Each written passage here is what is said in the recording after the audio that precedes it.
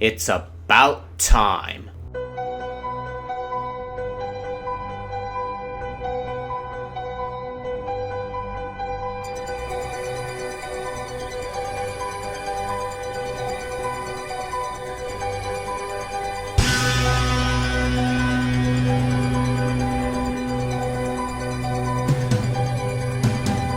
It's no secret by now that Flood Escape 2 is a very challenging game in its higher levels, evidented by some of my earliest videos of the game, and boy did those age like fine whiz. But even the official crazy maps are small fish in the huge ass pond that is community maps. This place is home to some of the most ridiculously hard platforming challenges ever devised on Roblox. Some of the maps you'll find here require you to perform immaculate jumps and maneuvers, oftentimes at a breakneck pace, leading to countless ways for your run to end. Be it tiny platforms, wraparounds, loopy physics, lasers, or incredibly long gaps. Basically enough ways to make you want to eat your keyboard and punch a hole for your monitor because your jump didn't register. This is the long-awaited follow-up to my hugely successful top 15 hardest test maps I've beaten video. Except now I present the top 20 hardest maps. Oh yeah, we're covering more ground than before. There will be old faces, familiar faces, and some brand new ones in my ranking. And since the old list, I've undergone a huge tenacity boost, evidented by my walkthrough series, so you're gonna see stuff that absolutely dwarfs the old entries. One thing I should probably get out of the way is that I'm only covering one version of every map on this list, and the hardest I've beaten at that. Buffs, reskims, revamps, you name it, only one will be chosen. I will, however, include related maps or continuations separately since they are fundamentally different maps. And this time around, I'm going to be focusing mostly on the key aspects of the maps, aka the hard parts, meaning that some parts will obviously be out of focus. So if that's not your thing, I would prefer to see me run through these maps from start to finish, you know, just like the old list. There's a video link in the description. Alright, enough stalling. Let's get this long-awaited show on the road. These are the top 20 hardest FE2 community maps I have beaten.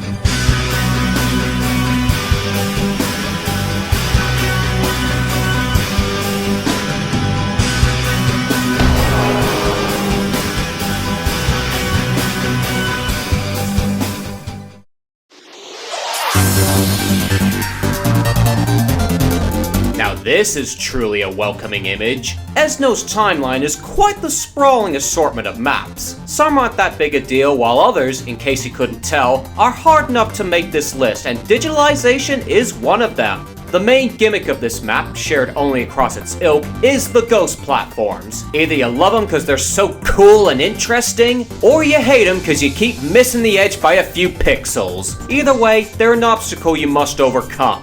They're mostly confined to the first fourth of the map, but you have to jump your way across them at a moderately fast pace, all the while navigating around invisible walls marked by pink lines. Ghost walls? That honestly doesn't resolve nearly as well. And there appears to be more of them since I last played. This leads you to the transition via sluggish auto-scrolling segment with the moving error texture walls. And trust me when I say the only threat in this bit is falling asleep. But if you stay awake beyond that, you'll be greeted with the main threat of this map, the first big climb. A known staple among difficult FE2 maps. Jumps over trusses, thin bridges, a preemptively timed jump on a tiny brick. But the worst of all is this one next to the entrance. You have to do this correctly. If you spend time on top of the truss calculating your jump to the radioactive noodle, you're not gonna make it to the top. You have to turn around near the top of your climb and land on this tiny target. Should you get past all that and this annoyingly high ghost platform, the second big climb, thankfully, is much more forgiving since you're mostly jumping up trusses and blocks in a largely counterclockwise path. Though the flood will still get you if you mess around too much. Still, if you're good enough to get this far, then you're pretty much home safe. So you know this is going to be a fun list when the opening entry of my original top 5 is at the very bottom.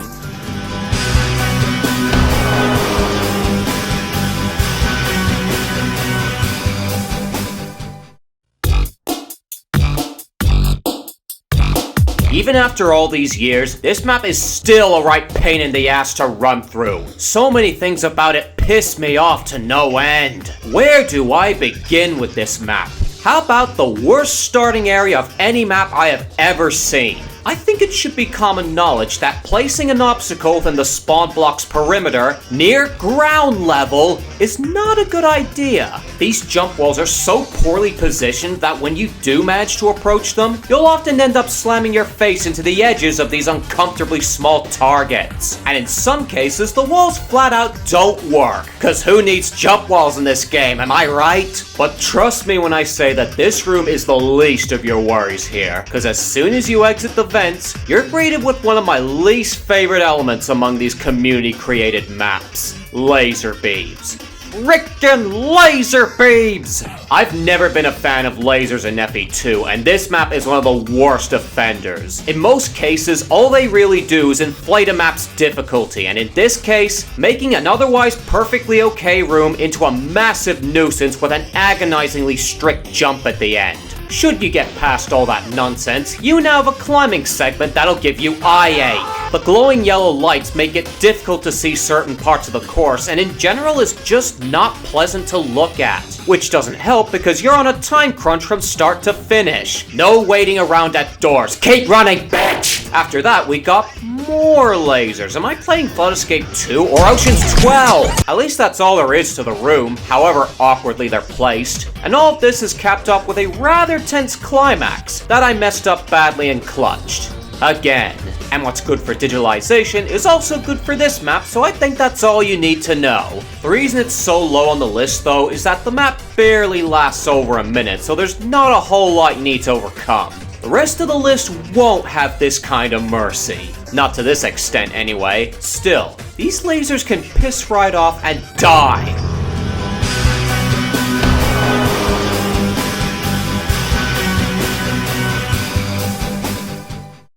I will never escape this fucking song, won't I? And now we have another map from Esno's timeline, and the map that kick-started my walkthrough series. Courtesy of Aquaquiles, please. Being the follow-up to digitalization, more or less the same obstacles apply here, albeit with a few twists. First, I hope you don't mind climbing, because this map throws a climbing segment at you right out the gate. With some rather cool obstacles, I might add. Far too many to count, though. And this climb goes up in such a long spiral that I always have to lift my mouse. It's every bit as awkward as it sounds, but not as awkward as this damn vent opening. It's too high up to simply climb in, and it's so small that wall hugging in the air straight up doesn't work. You have to soar into the vent like you're speedrunning Master Extra in Super Monkey Ball 2. I have never seen a vent so stingy. After that though, you get a breather with the sinking dark sci-ship climb, complete with the patched shortcut. Though this bit here has always been annoying. Thank Builderman the Flood here is nothing like the two maps it's based on. And after waiting for a few moments, depending on how fast you are, this door opens up to a few ghost platform jumps. Which, by the way, if you're not faster than a trespasser rage quit, you die. And then, probably the most infamous part of the map. This room. Moving ghost platforms. What a horrifying concoction. Platforms you can't even see normally moving in a straight line. Oh, the horror! But in all honesty, I never found it that difficult. Just let the platforms come to you and you'll be the same color as the water. And then we have the finale, which I like to call Diet Core. And, for the most part, it's not that big a deal, since the walls tend to line up quite well with the path you take, and the room is just fairly lenient all around. Until it decides to throw one last screw you at these trusses, which, since you're most likely panicking at this point, will likely get you at least once. But then, just quickly press these two buttons to go back to the future. Problem solved. And thankfully it didn't kill me this time. Thought that was fun? Oh, there's more of this timeline coming up.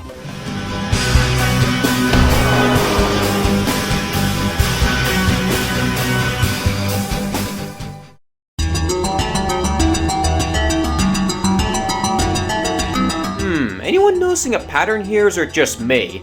Anyway, we have our first brand new entry on this list, the somewhat obscure sequel to the map that makes me overheat with frustration. And this, honestly, is a much better map all around, most notably in gameplay and visuals, but that doesn't mean this map didn't make me afterheat and rage. Wait, that makes no sense. This map is a rare breed in that it features not a climbing segment, I mean it does, but also features a descending segment. And if Beneath the Ruins has taught us anything, it's that when programmed correctly, they too can involve a time crunch. No auto-scrollers here, your descent must be quick.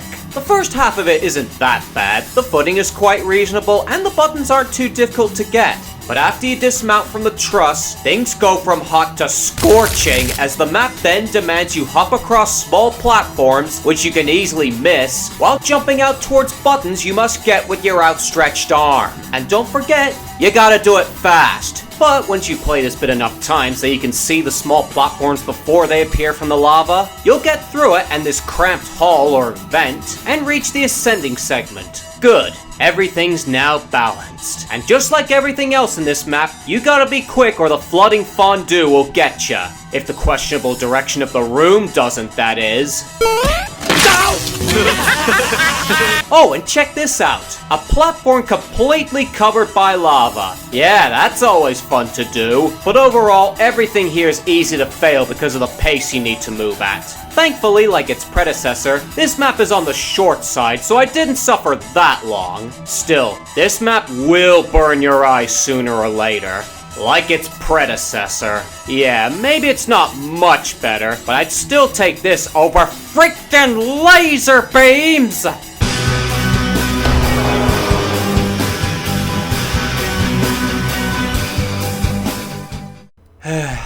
I still don't like this map.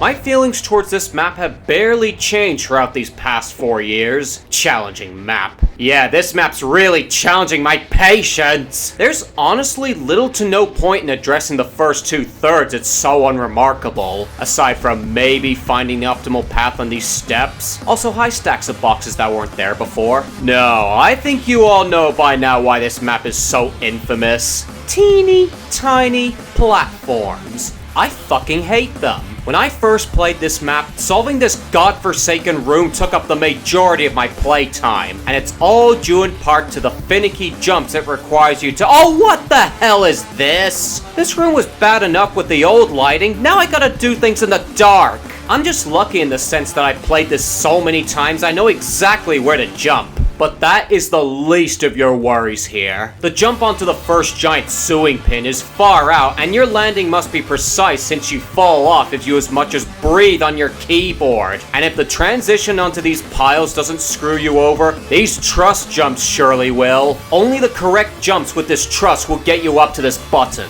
which by the way disconnects the thing, but the second one thankfully can be cheesed by wall hugging onto the thin edge it leaves. Not that it'll save you from this big ass gap between the piles, which by the way, you have to do twice. And all of this is capped off with 2 vertical jumps requiring you to move around the piles above your head. Can you just imagine someone trying to beat this without moving the camera?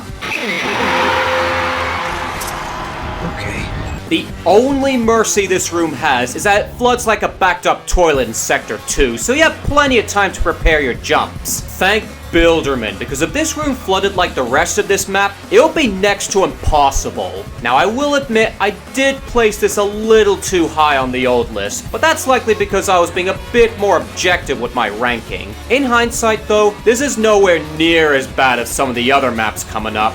Not much else for me to say except— Sorry about that. Still got a bit of 2019 trapped in there.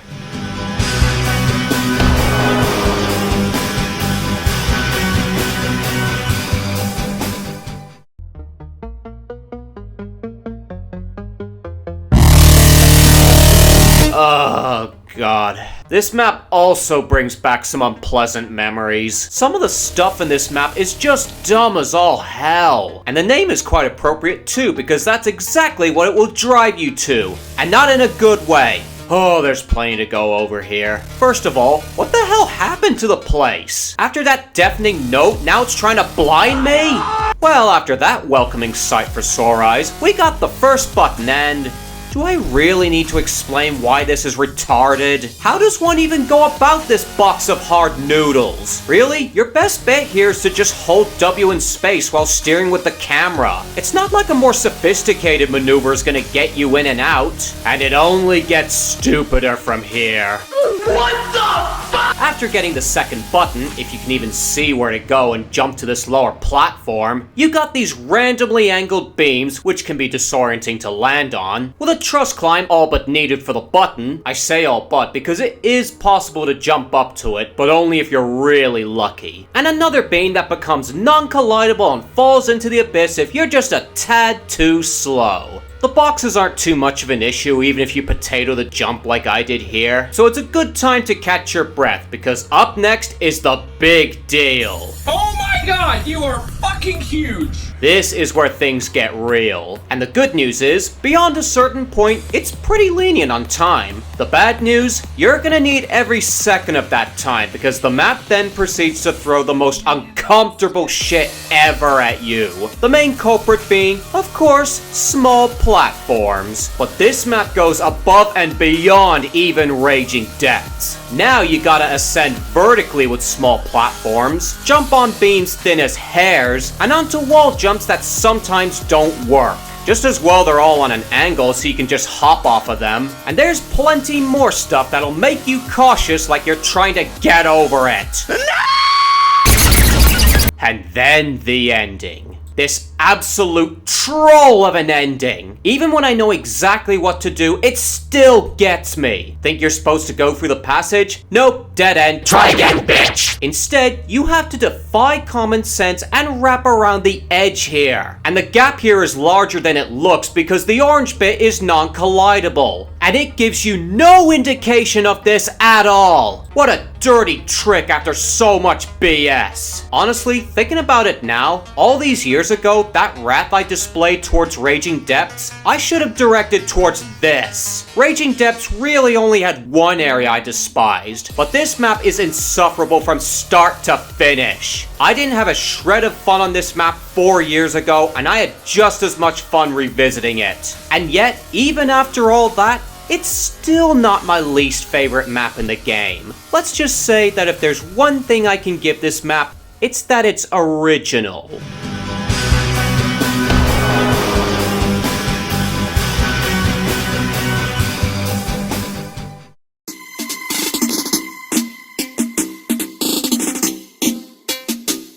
And we're back to the timeline again. Being the penultimate map, this monochromatic nightmare obviously doesn't mess around, especially not at a certain point. The main gimmick you're faced with here, introduced in the map Lost in Time, is teleporting platforms you must reach in time. And true to that map's name, you're gonna get lost. The first area is easy enough to figure out, but the second area? Good fucking luck finding that teleport by yourself, because the gods of this place clearly have a distaste for direction. Even if you know where you're going, the path contains some awkward twists and turns, particularly in the Matrix with these cross beams, and then the stuff going on behind this wall in the third area. And beyond that area is the path leading to the next teleport. Seriously? If you're just gonna make me run to some teleport blocks, then I'd much rather be playing... Oh my god, what the hell is going on? Why is the lava rising so fast? Why is the path so convoluted? Why am I questioning so many things in this panic? Ah, shit, I died. Right out of the floorboards comes one of the fastest and most intense climbing segments in any FE2 map I have ever seen. The Monocrex Tower demands that you jump your way up widely various platforms in a path that gets more complex the higher you get at a blistering pace. And you gotta do this for 40 seconds. You have no time to think in this segment and are forced to memorize the entire climb.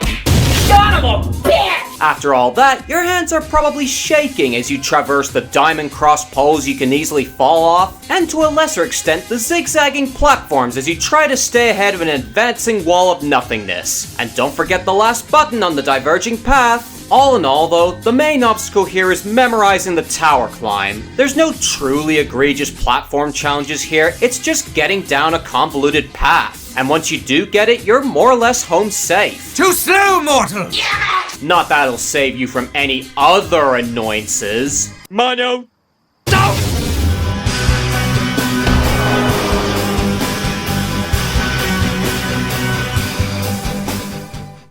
And now for the harder version.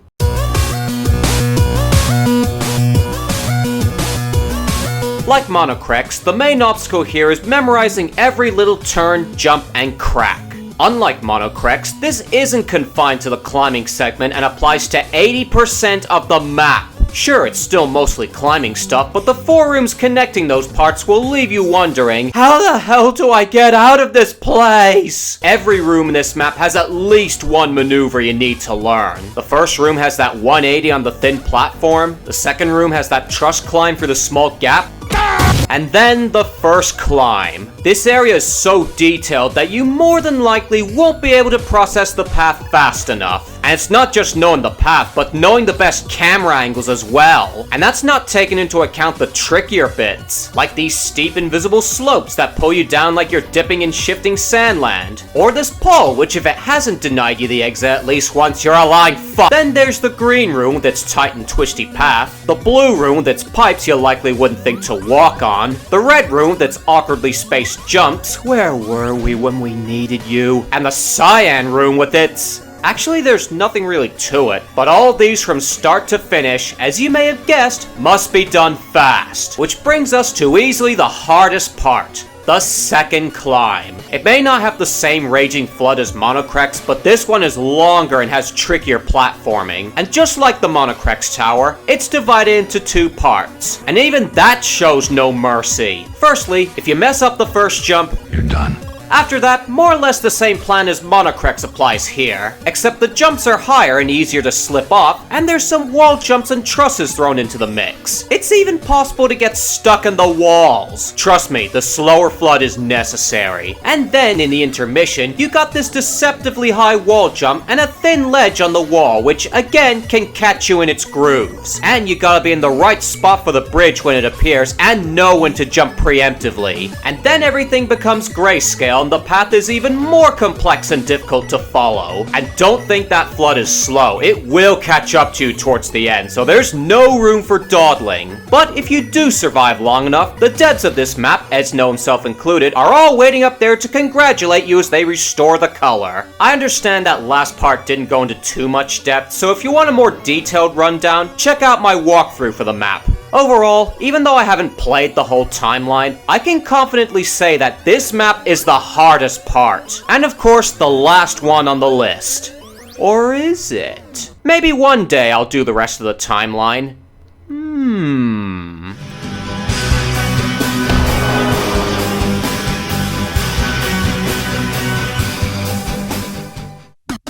Oh, Overdrive, the most copy-pasted map in FE2, the source of so many silly and ridiculous buffs and remixes that's nothing more than an overused joke in the community. And this is sounding way too much like a typical day in Roblox. But of course, given to the rules of this list, there can only be one. So with that, I would like to say, Harder Drive is my favorite anime! This iteration of the labyrinth of dull grey boxes changes up the route, a quota for all Overdrive buffs, and brings in some obnoxious platforming challenges while still maintaining a large amount of the aggression the original is known for, up to a certain point at least. Tiny ledge maneuvers with jumps, painfully small spaces, box climbing, far out trusses you need to approach sideways, an irritating red glow, annoying music, you name it, this first half has it. Much of this would be tricky enough without the quick rising lava, so you can imagine how easy it is to mess all of it up. Even if you get past that nonsense, there's still the big room full of broken bridges with more or less the same route as you're familiar with. And don't play too safe because the flood is still a threat. And following that, aside from a barely visible gap you have to clear twice, we have precisely what this buff was missing. Small and narrow platforms that you gotta do twice. One for this button and another to reach the end. But thankfully, if you're able to reach this far, you don't have to fret because the flood in this room is ludicrously slow. Not that it was anywhere near as quick as the original and the big ascent up to the broken bridges, but goddamn, it's so lenient here that when I first beat this map, I played really safe and still made it to the end fast enough that the lava merely consumed my legs before the map reloaded. And coming straight out of overdrive, that just doesn't sit well, and that's why the map isn't any higher. Also, I dearly apologize for exposing your eyes to a bare-chested Eternal. Monetization is a bitch, just like this map.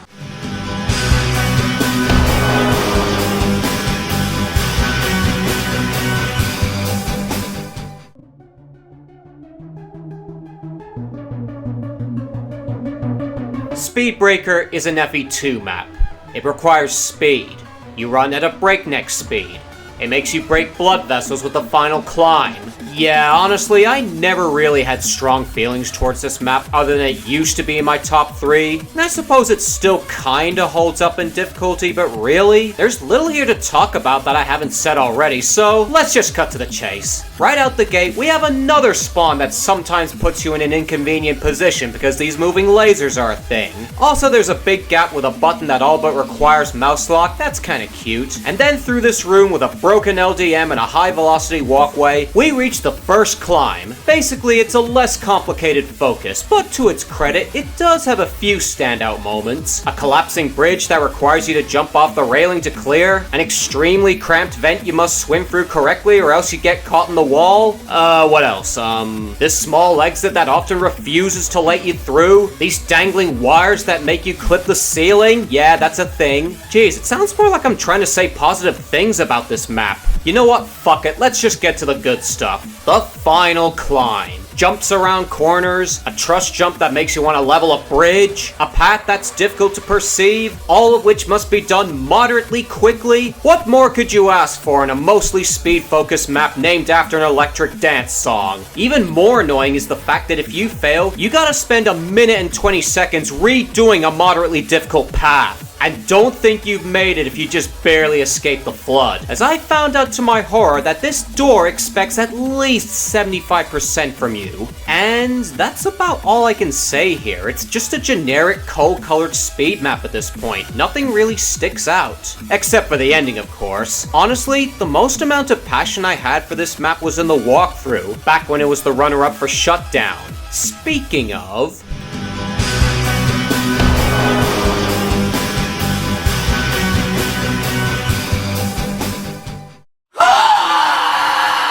There, I did it. I went and did this godforsaken mess of a map. You guys can shut up now.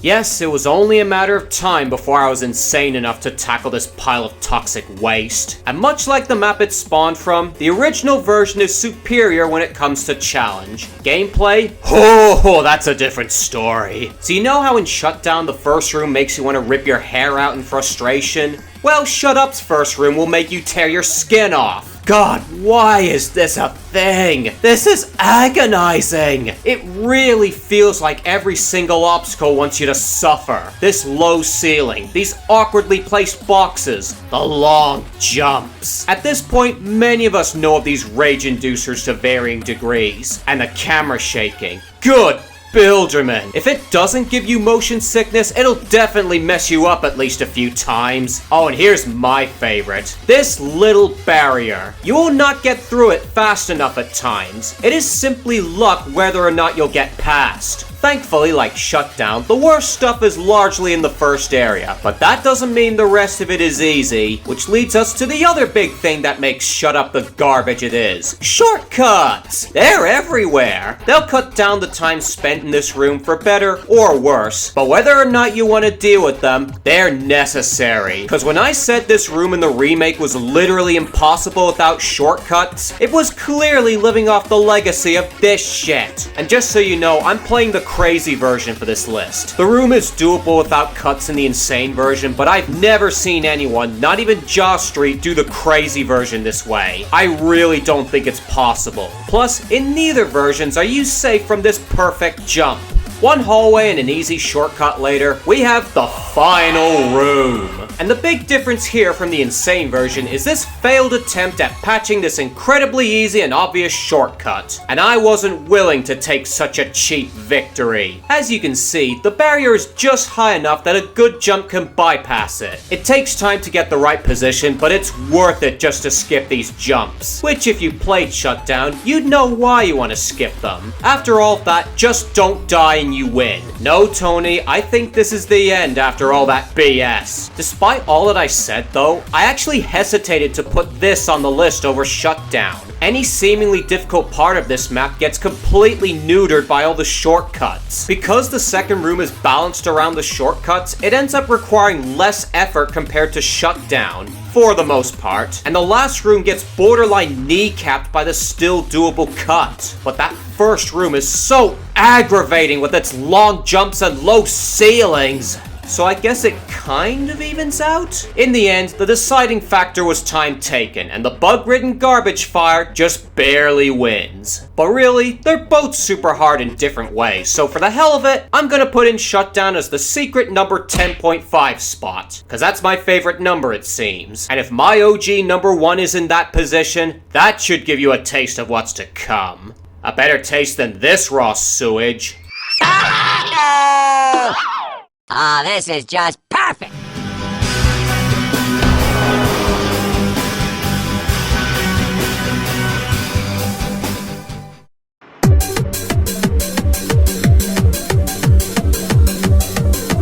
Oh boy, another generic coal-colored map where you have to be fast as shit. It only makes sense for this map to be here since I walked through it last year, and there's plenty of stuff to be reckoned with here. A quick recap for those who haven't seen the aforementioned video. Hyperspeed V3 is a map you go fast in. You go up around a spine with an awkward wall jump at the end. You go up another spine into a cramped vent with water that you have barely enough time to get out through this small exit. You got a wraparound wall jump in another tightly enclosed area, and the rest is pure beast. And every time you die, you hear a beep sound that gets really annoying if you play this map long enough to reach that point. Honestly, the first 3/5 of the map are really not worth going into depth. It's the last two areas where the salt levels really rise. By now, you all know what I'm talking about. The ring that you can easily slip off of, the wall jump wraparound that you're better off mouse locking, requiring an awkward 180 on landing, the long jump that you gotta slightly stick out over the edge, and don't forget the name of the map, you gotta be hasty. Fuck! And even if you do get used to all that, there's still no avoiding death, because sometimes this wall jump straight up doesn't work. Because who the hell needs jump walls in this game? And after all that, the map gets fed up with speed and resorts to something more patience trying. Outward wraparounds. The ones that must be approached at the right angle and strafed around at the right speed, lest you won't make it and be forced to go through that big climb and its cursed wall jumps again. And if that wasn't enough, right afterwards you've got what they call a 13 stud jump. For the uninitiated, you literally can't clear it normally. To get across, you must approach the edge sideways and stick out over it, then jump as far out as you can. This is easier said than done when your nerves are flipping out after the wraparounds. But if you manage to pull that off, it's all over. You can just rest against the wall as the lava slowly closes in while you accept your fate. Psych, bitch! You got a high velocity jump that must be timed just right, and if your timing is not up to scratch, you gotta do that ending gauntlet all over again. And that's truly it. Really, there's little new I can say about this map after Monocrec's Focus and Speedbreaker, because at their core, they're the same kind of maps. Moderately difficult platforming done quick, with a big screw you at the end. I promise though, it gets more interesting from here on.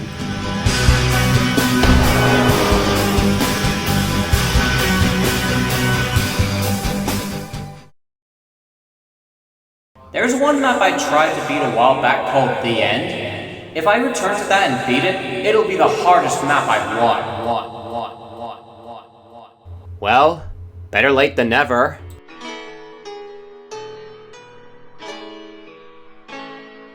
And here we have possibly the first map that I abandoned for being out of my depth. And I am not referring to that second button. Even today, this is harder than anything from my old list, though it didn't quite deliver as much as I hoped. That doesn't mean it wasn't a bitch and a half to beat. Bull frickin' horse shit. Right after that mini elevator descent, you got a super thin bridge that must be landed correctly, and following that is a flooded hallway with thin piles you must leap to, one requiring you to turn around on, and small platforms that are submerged in the fruit punch. All of which must be done fast if you want a chance of getting past the upcoming climb. These platforms must be done correctly if you want the best chances of surviving. Correct movements, correct jumps, correct platforms, you get the idea. But that's still not enough to ensure you survive. If you want the real best chances, this shortcut here requires an edge jump to reach the truss. That involves jumping backwards off the edge and landing it in exactly the right part of your character's body.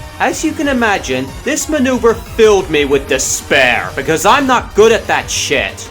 But then I accidentally discovered that it's as easy as jumping up normally. So thanks players I watched beat this map for wasting an hour of my life. You still gotta get through the rest of the climb with these piles that are easy to miss, and then grab the air bubble and squeeze your way through this awfully tight vent with static boxes littered in it. Which all leads up to the most obvious culprit of this map's difficulty. You know, this pipe you can never seem to get into because the water physics have a right fit when you rub your character against a surface.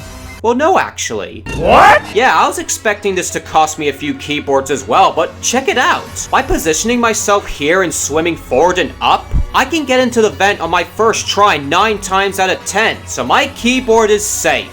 For now. That doesn't mean you are safe from the other claustrophobic bits of the swim. It's uncomfortably tight from start to finish. Also, I think something happened with Flood Escape during my attempts on this map. Now you have to exit the pipe feet first. I swear it wasn't like that at one point. Even with those unexpected game changers, there's still some nasty stuff that lies ahead. The red room isn't too much of an issue if you know how to do the swim quickly, though it definitely shouldn't be taken lightly. But as the sign reads, every story has an end, but in life, every end is a new beginning. And your life is gonna end in this final room a lot, beginning your suffering all over again. Once again, everything here feels very confined and awkward to navigate. And that's not even getting into the amount of beams you have to jump your way up, especially with the landings you must make from the wall jumps. Oh yeah, and reminding me of Craziness Escape was definitely what this room needed. It's generous on time and there's a few shortcuts, but it's very easy to stack. Even with those 2 surprise niceties, this map still lived up to the expectations of that Q&A response from 3 years ago, one way or another. The main thing keeping it from getting any higher though is that once more, it's a pretty short map. This does not apply to any of the remaining maps on the list. Maybe the next one, but certainly not to this extent. Woohoo!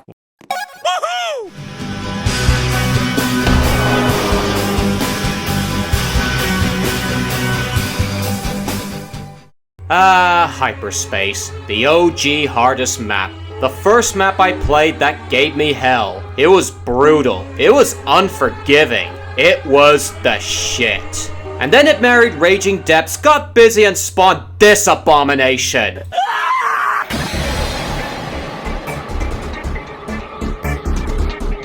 I fucking abhor this map. The original is one of my favorites in all Community maps. It was my introduction to the harder scope of this game. It was hard as hell, but fun at the same time. But then one day, Aspa102 looked at this map and went, you know what Hyperspace was missing? Pitch black rooms and microscopic platforms. How the mighty have fallen. The first area is annoying enough given how perfectly you must do everything. If you're not tackling everything at a speedrunner's pace, you're going for a swim in the blue fruit punch. And then this room happens. Did somebody turn on the lights? I can't see shit! Once you reach the top of this long truss ladder, which by the way has a big gap that can easily catch you and in some cases end your run completely, I want you to guess where you're supposed to go. Do you see it?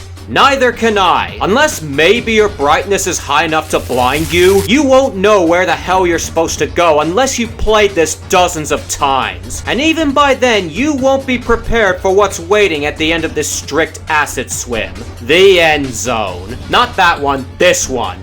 That's what I'm calling it. Oh, if you thought Raging Depths and Craziness Escape were bad, get a load of this shit. Can you even see the platform now that it's on screen? Even if you can, passing this is a mission all of its own. I spent hours doing nothing but praying that I land both the jump and the truss because everything I tried resulted in an unwanted fruit punch bath. Jump too early, you die. Jump too late, you die. Jump at an angle, you die. Jump and land on it, you die. Until I found one approach that increased my chances of success. At around maybe the 3-hour mark, I began to jump to the right slightly and strafe towards the pinhead, which, in hindsight, is likely the result of my Robloxian landing with his left foot, which actually helps with a lot of tiny parts. But even then, landing was not guaranteed. But that was only the first. After that is a set of 3 tiny platforms which also need to be done right, but thankfully they're spaced out quite well. As I was saying, if you land the first one, the others aren't too terrible. But don't get too comfortable. The flood is still a major threat and will touch your feet twice around this part, so don't stop for nothing. It gets really close here. Also, hi old countdown reveal shot. If you get past this bit, provided you don't get kicked off, the flood is no longer an issue, but that is not what you should be concerned about. There's still one last pinhead jump at the end, and it's probably the worst of them all. It's so deceptively close that approaching it straight is not an option because it's so tiny. Only the perfect angle will get you across. I reached this last part only to die from overshooting the platform way more times than I am okay with. So remember that faint praise I gave to Craziness Escape about it being original? As obnoxious as it is, at least it wasn't a total injustice to one of my favorite community maps. And hell, the shit this map pulls even surpasses the sheer stupidity found there. All of that under the insane label. Though this isn't the last insane map we'll be seeing on this list. Anyway, take it away, AM.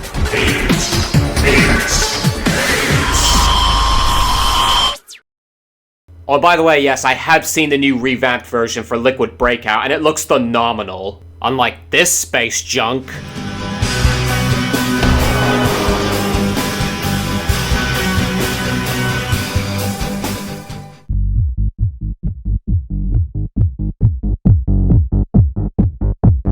Oh look, another old enemy of mine. Of all the maps that once defeated me, the Overflow was the first one I overcame. And not just the Overflow Extended. I have no idea why I did that. Once again, I'm not gonna bother with the exposition. You all know by now the biggest obstacle of this map. It's the big climb. Yeah, never mind the awkward truss maneuvers or the tight swimming section and its underwater lava, which doesn't even kill you. It's all the calm before the storm. And boy are you in for such stormy weather here. DSF jump, TM, jumping on thin frames, boxes, tight ledges you must zigzag jump your way up, a strafe off a thin barrier, boxes, wall hugging on a barely noticeable ledge, a deceptively long gap between the wall jumps, boxes, a falling bridge piece that drags you down to Hades. And there's enough boxes here to make Crash 4 blush. And, you guessed it, it must all be done fast as shit. There's so many stuff that can and will go wrong here that you'll develop a hatred of Kool-Aid and a lust to punch holes through boxes. Seriously, this climb alone took me 3 minutes to cover in my walkthrough. By far the hardest part of the map. So once you die enough times to count every box on no dillo-dallying, you beat the lava to this button, head back down, and then hope that doesn't happen and proceed through this uncomfortably tight vent. Congratulations, you made it past the hardest part of the map. Think you're on top of the world? Well, don't, because the map has a few more dirty tricks up its sleeve, such as... Oh my... Who the hell thought this was okay? I bet it was you, Tony. These things appear a few times throughout the map. You see those jump walls? Those things are death. And this one in particular is the worst of them all. You have to climb up the side. This very thin face of the truss you can easily sway away from because the front of the truss ladder is too far away to clear the jump wall. And not helping matters is the pipe you jump off of, because we all know that cylinders don't quite agree with Roblox physics, even in Flood Escape 2. What a rotten jump in an otherwise highly forgiving room. Following that is another fast-paced climb with more jump walls to avoid and trusses to jump off of, which is nowhere within spitting distance of the bigger climb. But what will drive you to madness is this hallway full of tricks. 2 near-invisible walls block your path. One is cleared by the button, the other by jumping. And after that, you better know how to do wraparounds, cause I certainly didn't. And you better do them fast, cause unlike the lava wall and hyperspeed, this one waits for no one. Woo! My hooves are burning, baby! They are burning! So after all that, you can probably now see why this is the map that took me the longest yet to walk through. And a good chunk of that walkthrough was taken up by the merciless climb. The one that scared me away once but fell upon my return. But even this won't prepare you for what's to come.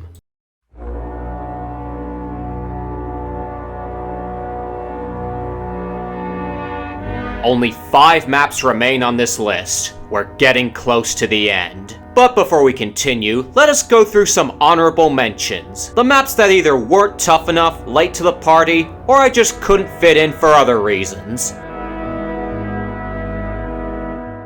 Fallen Ruins, a mildly challenging map with a few annoying parts here and there, ended by this fucking jump. Even today, it still feels like total luck getting out before you drown. What are you doing? What are you doing? No! Fuck! Clash. Man, this is so easy. I could do this in my sleep. And they say this map is— oh my god, what the hell is going on? Why are there so many lasers? Why is this platforming so awkward and crap? Galactic Halogen. Fairly generic, fast-paced map with a few nasty tricks here and there. Nothing else for me to add, except that it feels quite underwhelming continuing on from— Shutdown Revamped. I just want to do the hard path, damn it! Why is this a thing? And there you have it. If I made these maps part of the list, the lower half would look like this. Alright, enough stalling. Let's delve into the top 5.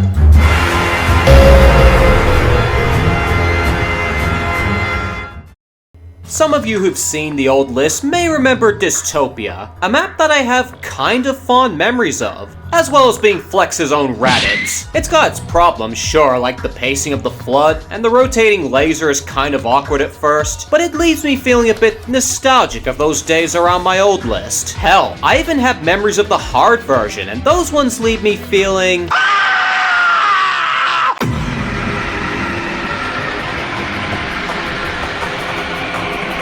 oh boy, another hard edit of an existing map. Surely that always leads to some wonderfully crafted obstacles, right?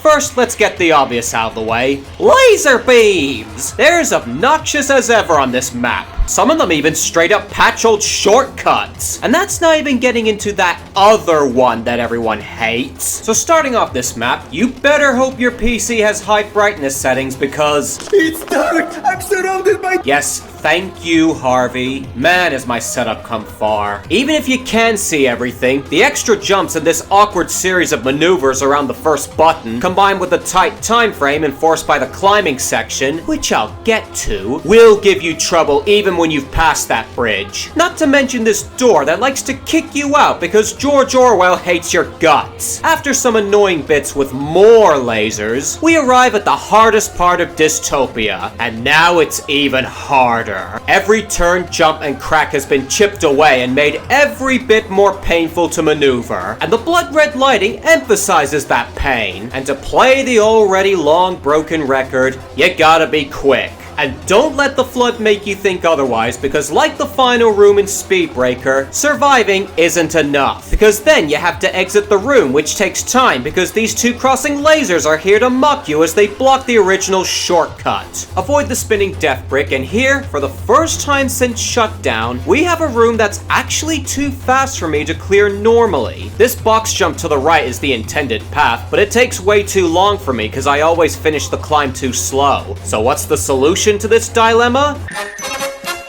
No! I am offended if you think I'd stoop so low. At least the one at the end of Shut Up required a decent amount of skill and couldn't be exploited by a mechanic introduced 2 years after the map was made. And if you've been listening to what I've been saying, I refuse to take any cheap victories like that. I want to beat maps at their hardest, or at least the hardest I can handle. And hey, I think I found a good substitute with this pivotal shortcut. It's annoyingly tight and it comes right after the hardest part, but it works. All of that leads back out through the spinning death brick and into everyone's favorite bit. Remember the spinning camera laser? Remember how perfectly manageable it was after just a few tries? Well, too bad, because this one's hard as shit. Not only are there 2 lasers you must avoid, not only must you time your jumps well, not only are the jumps deceptively long, not only is all of this happening at once. Record, please. You gotta be quick. Yeah, in this room, there's no time to stick around and play Just Jump FE2 edition. You must advance across the platforms with your laser jumps at every opportunity. Towards the end, I was practically YOLOing. After that, once you press the last button in this flooded men's room, all that stands in your way is this relatively simple chase through Andross's tunnel while outrunning an undead Seki Bunky head, which I nearly screwed up. But once that's done, it's done. Yes! Oh my god. Yes! Finally. Gotta love the way the music just restarts before the map reloads. Bottom line, the hardest thing I've done yet relating to Esno's timeline. And yet another reason for me to abhor the frickin' laser beams!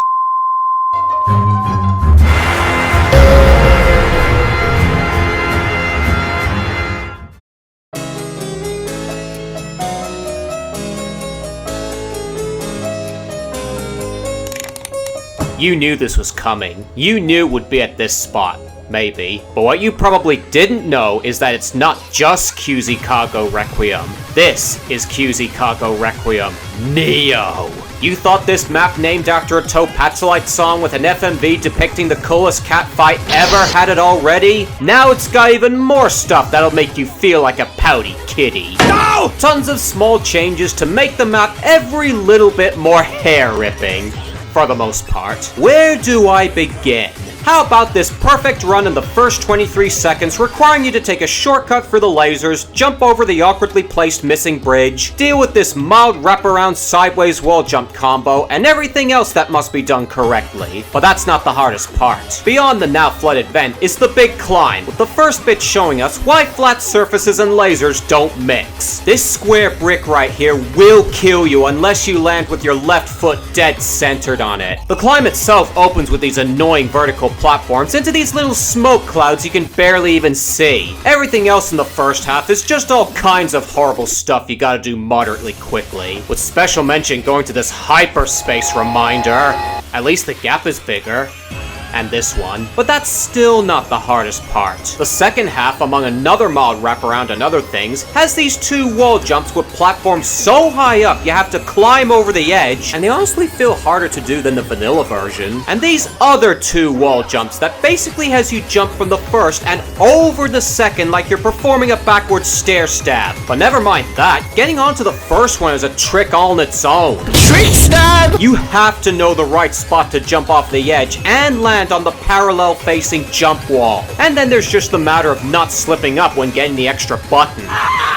But that's still not the hardest part.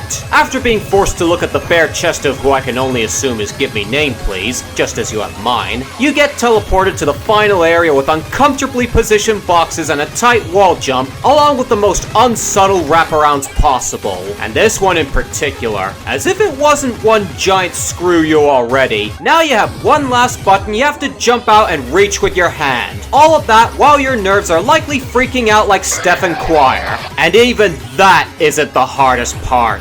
Oh no, the hardest part is this wall jump, which will make you less of a pouty kitty and more of a pouty tiger. The other wall jumps in the climb are pretty precise, but they have absolutely nothing on this shit. I hate this jump so much. It's one of those obstacles where if you don't do it exactly the way it wants you to, you die. The jump wall is positioned in a way that only the perfect strafe will land you on it. Any miscalculation will result in a dip into the Okay, no, that's just crossing the line. And that little trick I had in the other version to make it just ever so less painful, yeah, that's no longer possible. You either do this jump right or not at all. And even when you do manage to do everything correctly, sometimes the jump wall will decide not to work, and in some cases completely fuck up the trajectory. Cause who the fuck needs jump walls, am I right? And even when it seems like you finally got the maneuver down and you're clearing the jump 9 times out of 10, right out of nowhere you become stuck at this part for 5 minutes. Fuck this jump. I hated it back then, and I still hate it today. I don't know how the f that happened. Overall, definitely a step up in difficulty from the original. The harder stuff far outweighs the easier stuff. Plus, unlike the vanilla version, it actually beats Hardertopia in time taken, so now I have a more clear-cut reason to rank it higher. Yes! Finally! Oh my god, yes!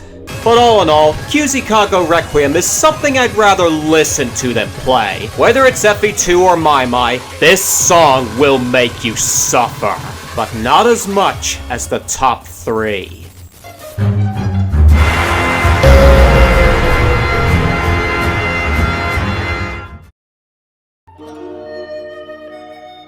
Legend tells of a legendary insane map whose sheer difficulty was the stuff of legend. It entered the game in search of verification. That map was Extravaganza.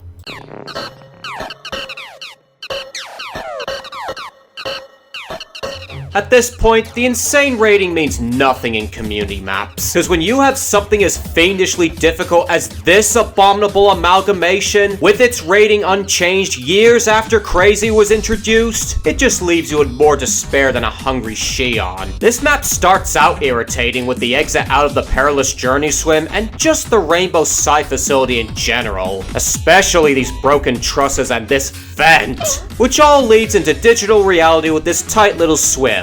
Well, so far, it doesn't look like the worst thing in the world, until you realize that you're not racing against the flood. I mean, you are, but it ultimately means nothing in the grand scheme of things, cause here, you're racing against the clock. Much like Overheat, this map puts you on a time crunch spanning the entire course rather than just individual rooms. Something not even the next 2 maps can boast. But not only that, any auto-scrolling part is button activated, so you need to reach these buttons as fast as possible. That includes optimizing the broken truss ladder, and yes, even the vent. So close, come on. Oh, come on. And once you run through that gate, it only gets worse. Beyond this touch-scripted elevator is the lava mine section. You know what's really fucking annoying? Low ceilings that you hit your head on.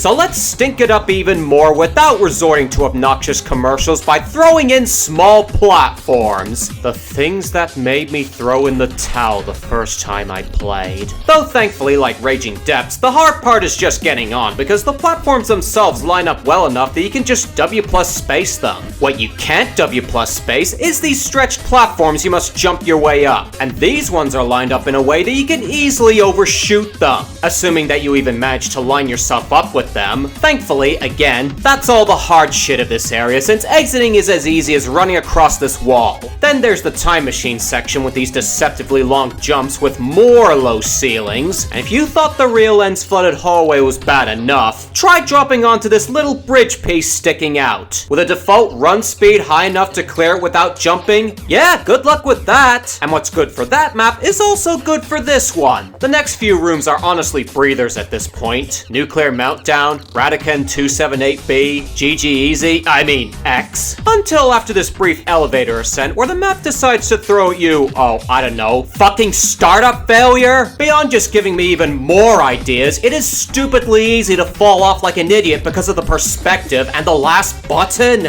Honestly, the whole thing just speaks for itself. And let's not forget, you're in a race against the clock from the beginning to the end. No, that end. Can you imagine a mix with buffed versions of these maps? This one is already enough to make me pop multiple blood vessels and never think of Water Flame's endgame the same way again. And that, folks, is Extravaganza, the granddaddy of all map mixes and the seed of Sunny Tomb's descent into madness. Yes! Yes! Oh my god, yes! Finally! Oh my god. Now this was originally going to be number 2, but after giving it some thought, I ultimately decided that the next map just barely edged out. In one way.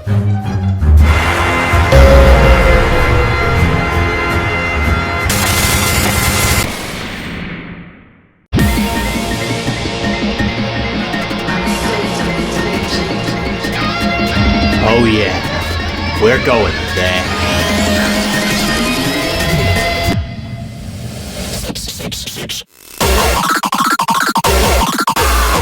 Okay, enough listening to the song itself. Holy hell!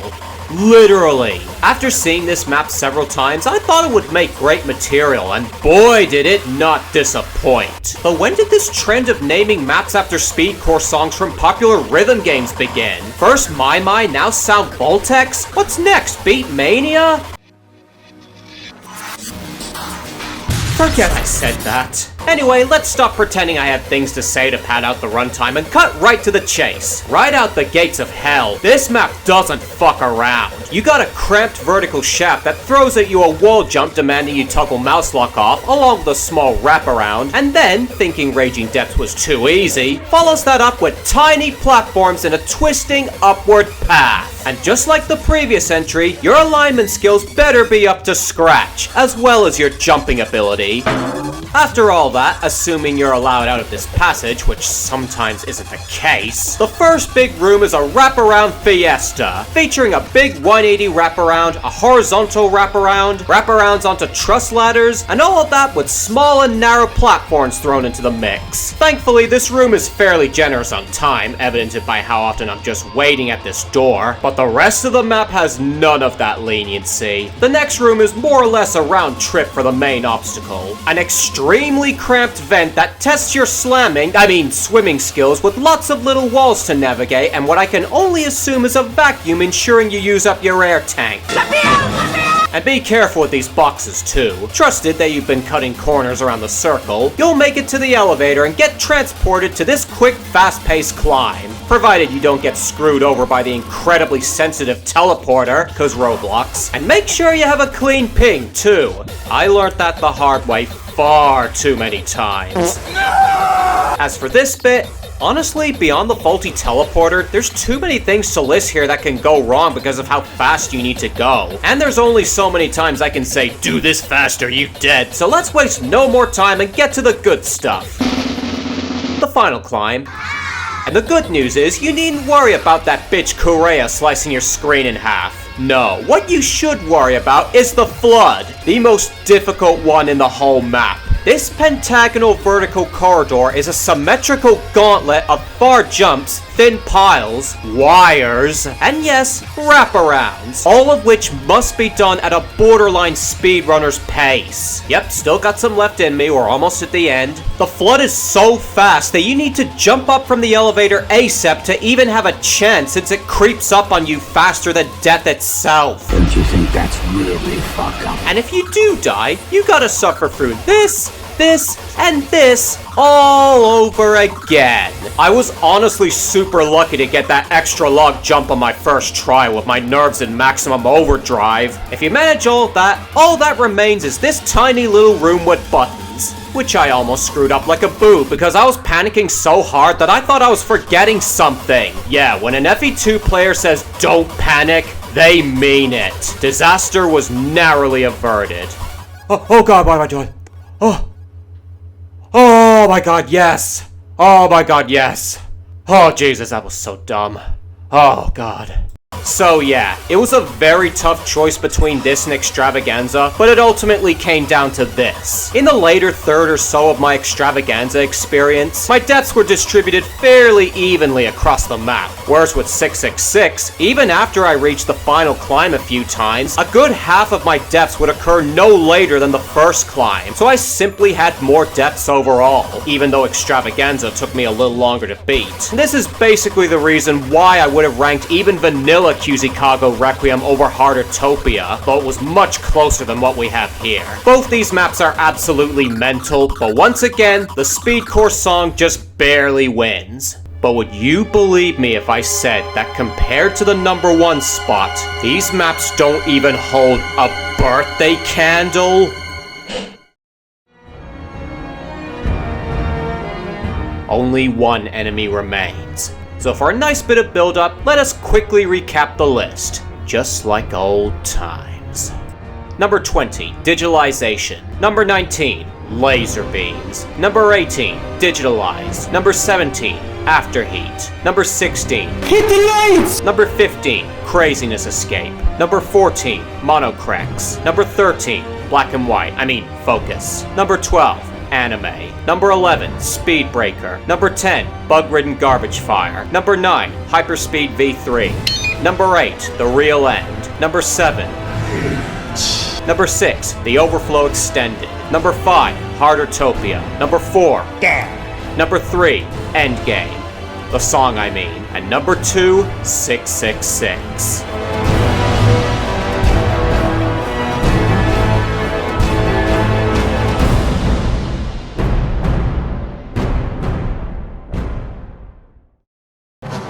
Finding the map to be my number 1 was a very difficult endeavor. Many other maps I attempted in the past that I saw potential in are no longer viable. At the Speed of Light, gone. A Laborious Journey, broken. Electrical Malfunction, abandoned. And I refuse to adjust to Triaos, however the hell you pronounce that. I searched high and low for the perfect candidate to top this countdown, and after hours upon hours, I decided there was no better choice. Are you really willing to take my challenge? I'll do it. For my fans. You have just made a terrible mistake! I regret nothing.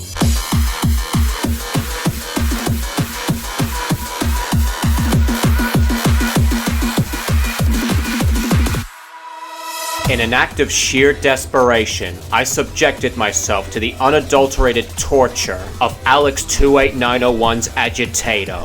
This map takes the hardest bits of 666 and amps it all up to 12. The wraparounds, the far jumps, the tiny platforms, the unforgiving pace you must traverse all of it. And yet, that is only the beginning. The first area is essentially a warm-up with numerous relatively simple wraparounds and other straightforward obstacles, with a couple seconds to catch your breath.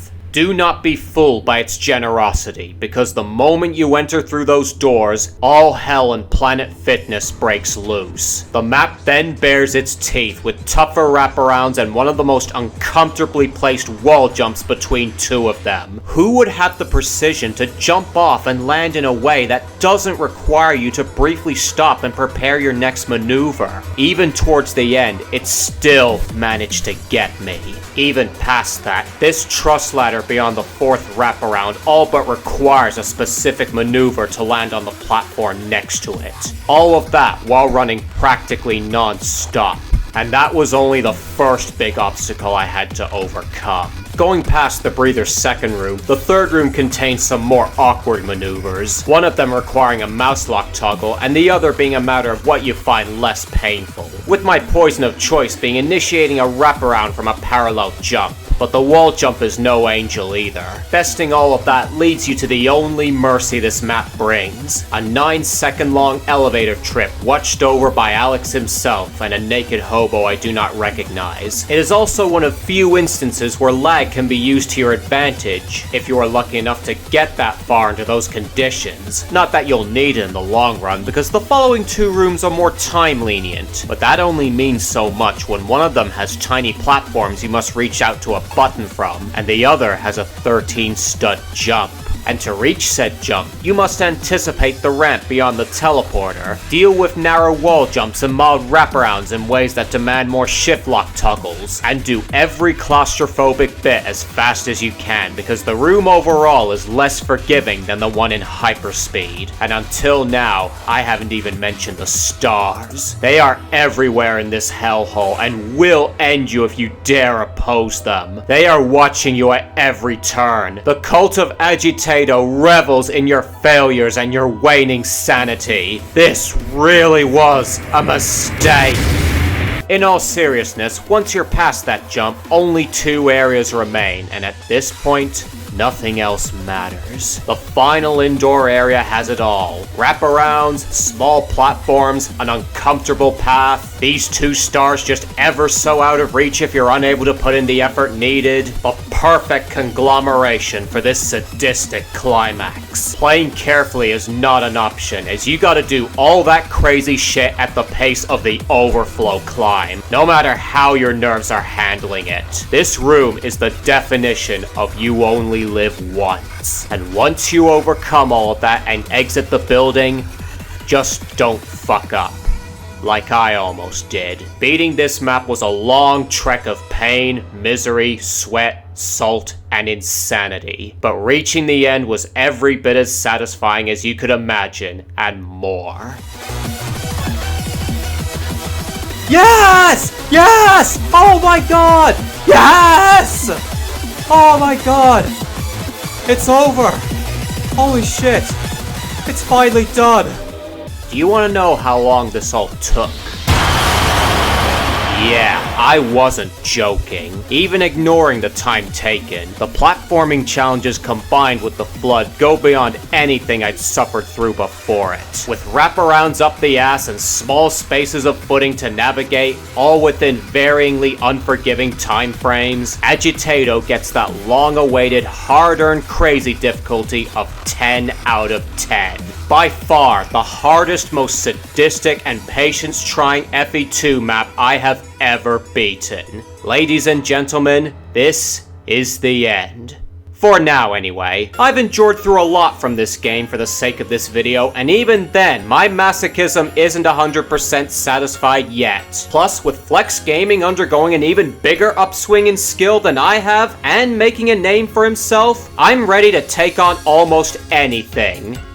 Almost. So beginning next year is a new era for FE2 CN walkthroughs, and I'm looking forward to it as much as you are. And that, everyone, is my 200th video. Thank you all so much for being so patient throughout these 4 years. Making this colossal video and gathering the resources was a rough road, but it was worth it in the end just to entertain my loving fan base. I hope you all enjoyed watching me suffer for over an hour for your viewing pleasure, and in the meantime, have an awesome rest of the year.